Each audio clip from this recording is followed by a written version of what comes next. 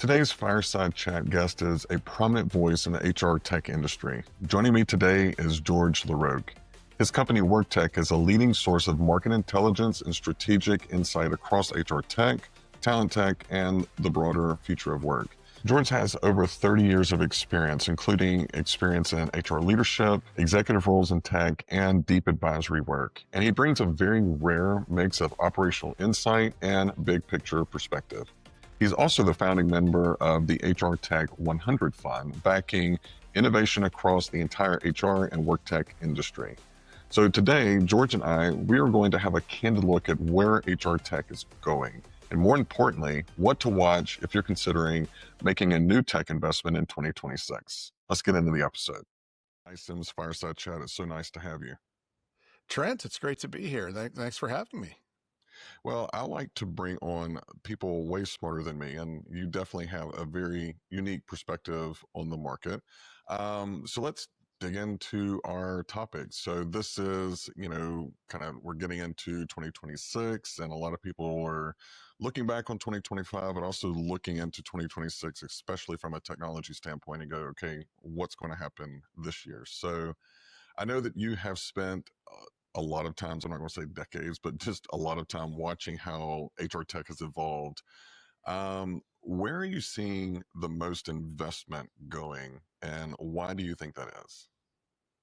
It has been decades, Trent. It's I've I and really I've never and just to put it out there, I've never been in any other industry. So the timing was great when I came in. I was a practitioner, came from staffing onto the HR and internal recruiting side. And that was about the time that the internet emerged. So I was there to see things go to the web and then things go to the cloud. And it's just been one really interesting transition after another. And the question you asked, the transition that we're having right now is largely driven by the promise, and that's a key word, the promise of the technology. I was actually going to call it out later, but I'm glad you went ahead and did it. You saw where I was going with it. So and that's AI, right? We'll say it early in this conversation. You can't talk about technology right now, especially any applications, without talking about AI. So the thing about AI is it's having an impact at a foundational level. So again, getting at your question, the investment is going toward, to use older terms, away from point solutions and into platforms, away from simple task automation and aggregation of data, and into systems that own data, own workflows, are additive in an ecosystem or to a platform. To go a level deeper in our space, representative of that is this year we've done about, right now it's end of the year, beginning of December, about 6 billion of growth capital has come into the space. Most of that has gone just under 6 billion. We had about 5 billion through Q3. We could see 7 billion or more in the space, and that's across core HR and HCM, talent acquisition, and talent management. That's the top three categories. And then, but the lion's share has gone into HCM. It's gone into those people platforms, payroll, benefits, core HR. The talent acquisition is seeing investment in platforms, but a lot of hesitation, and a lot of it's generally undervalued at the moment. And the ratio of 90% HCM, 10% to other talent categories is not what we're used to seeing. And I think that's fairly temporary, as we're reacting to the job market, we're reacting to the emergence of AI, we're reacting to all of the unknowns around recruitment and talent related functions. But I think that's fairly temporary. Well, one of the trends that we have seen in 2025 is a lot of M&A activity and a lot of Mm. consolidation. So what patterns are you seeing? I guess like what kind of companies are being acquired, and then what does that tell you about trends that will go into 2026? Um, we've seen quite a bit of M&A activity. It finally really opened up this year, and we're nowhere near the end of it. It's I think 2026 is going to be a bumper year, because one of the things that's happening is when you're selling a business, you need to think about the valuation of the business. What's the, relative to the strategic value of my product relative to the revenue that I'm generating. What's the multiple on that revenue, or what's the value the acquiring company is going to apply? Generally speaking, as the market's been kind of soft for a couple of years, buyers' expectations and sellers' expectations have not been aligned, Right. unless you're like, super bleeding edge AI and incredibly strategic. That's starting to come into alignment now. And that's, data from like Delancey Street Partners and other investment bankers. As we're looking at the actual deal flow, we're looking at what's entering the process.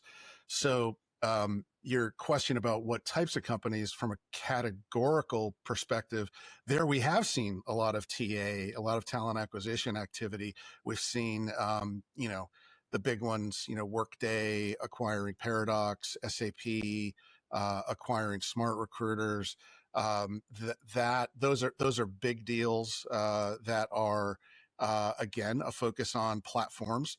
Hmm. Where what we don't see or hear a lot about are some of the tuck-in type deals that might not be huge paydays, but can be very strategic for the company that's making the acquisition. I think we're going to see a lot of those coming out. Some of them may be as like an acquihire, where the company's Okay. basically assuming the business's debt and taking the team and the product and then absorbing them into the bigger platform. Some of them may just be smaller acquisitions from a financial perspective, but substantial from the perspective of a platform filling strategic gaps within their product. And there's right now, it's like everybody's for sale and everybody's shopping, and Right. that's we're going to start to see more of that come to fruition.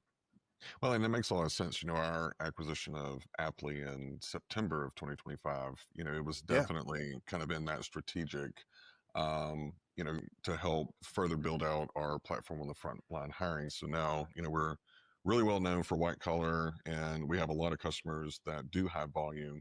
We just see this acquisition as just up in the ante and the high volume space. So definitely agree with that trend there.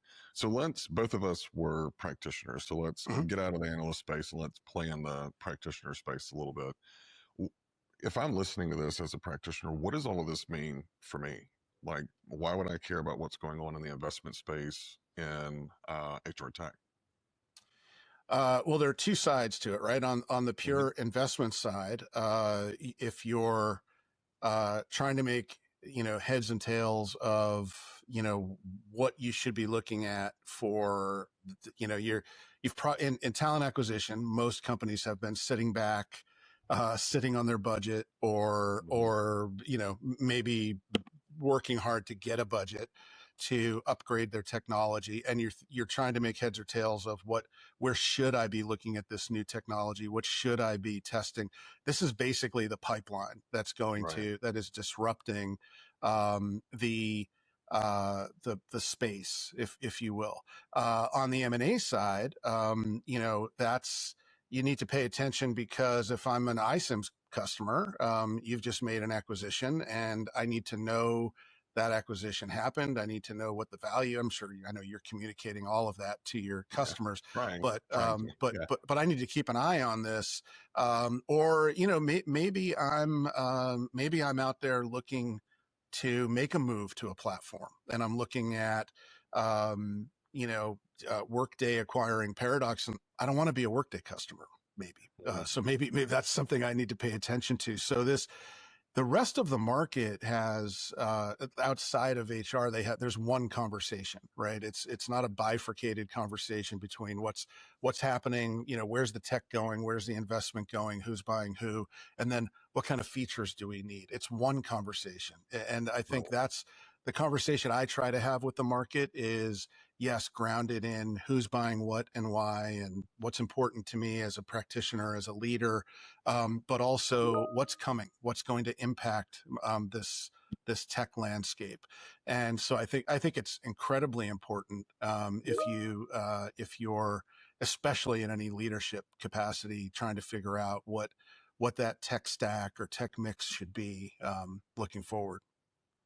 So what do you think about, we've talked a little bit about consolidations, and we'll keep names out of it, but Okay.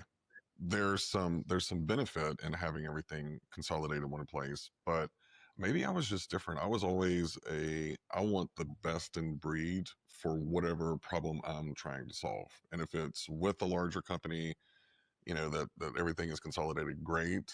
Um, do you like what kind of advice do you have for someone that's looking for, hey, I just really need to pick up the pace. I need to up the experience for my candidates, my hiring managers, and the recruiters in the TA space. Do you recommend going best of breed, or do you recommend going consolidation?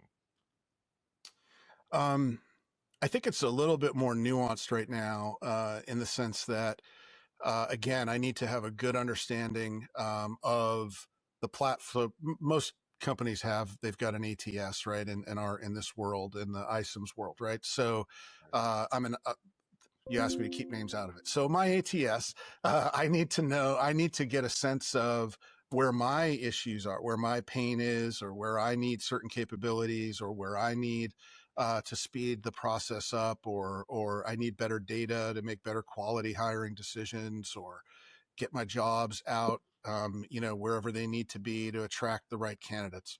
Um, I need to look at the roadmap. I need to understand where my platform's going, with an understanding that, um, it it used to be true that it took the platforms longer to innovate than it took the startups.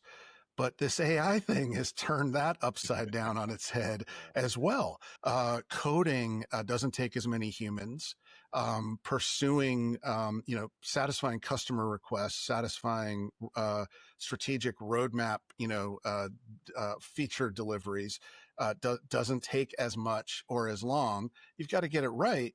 But as a customer, I probably don't want to be signing, a 3-year contract with a point solution that is Right. scheduling interviews for me, because that's table stakes. I probably don't want to sign a long-term contract with a point solution that's doing, voice-based, interview screening in, any hiring environment, because all of the platforms pretty much are looking at how can we either build or buy, or partner and fulfill, this vision, and it's going to come faster than it ever has before. So I think, I'm not against, uh, point solutions, never have been, but I think the customer, really needs to be aware of, really needs to be strategic about where they're putting those dollars, because what you don't want to do is,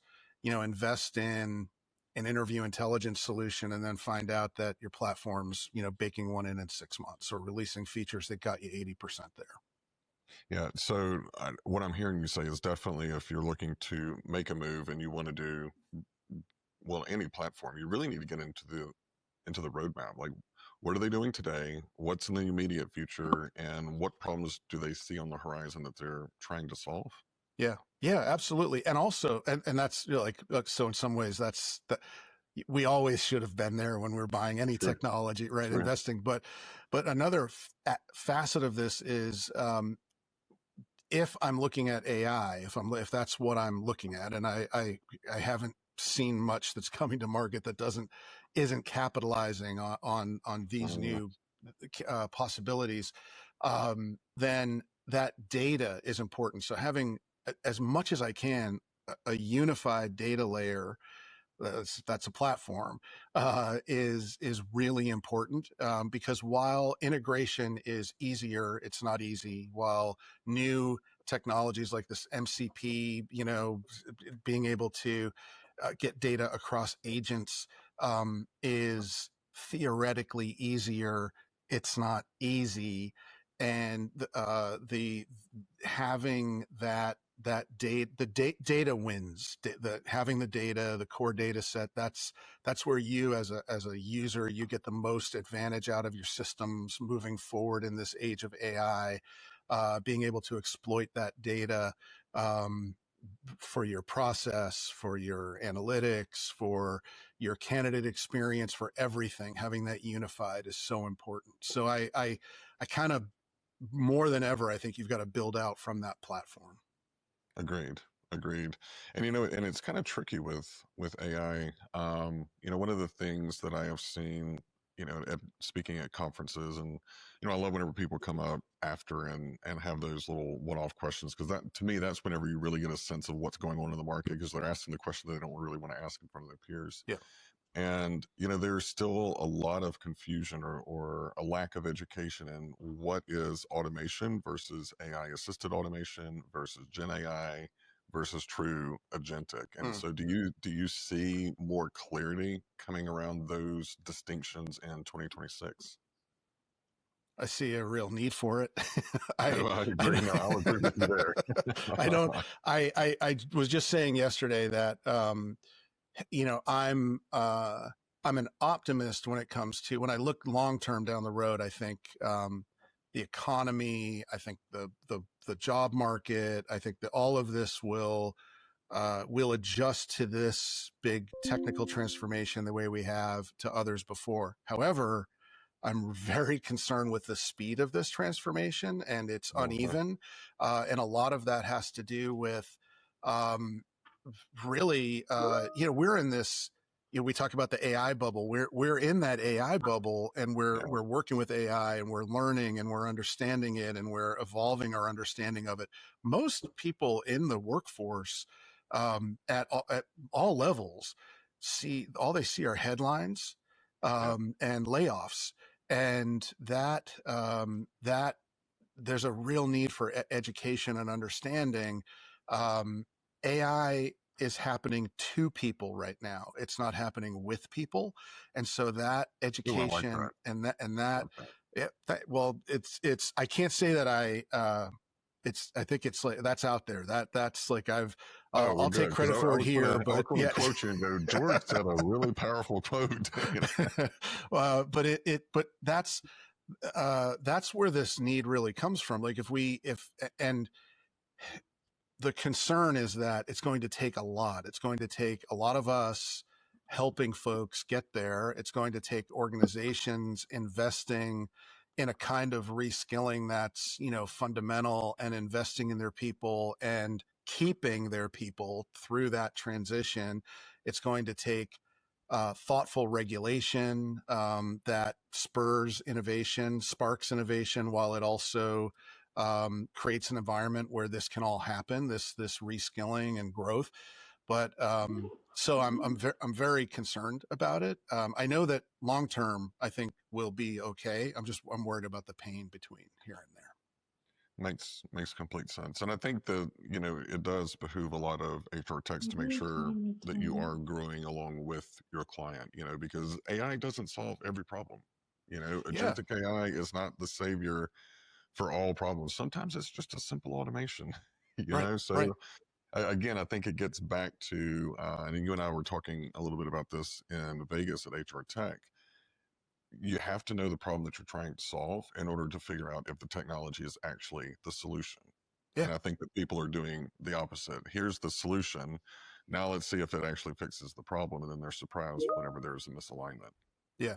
Oh, a lot of solutions looking for problems out there. That's for sure. A lot of shiny objects, and the hype does not reflect the actual adoption.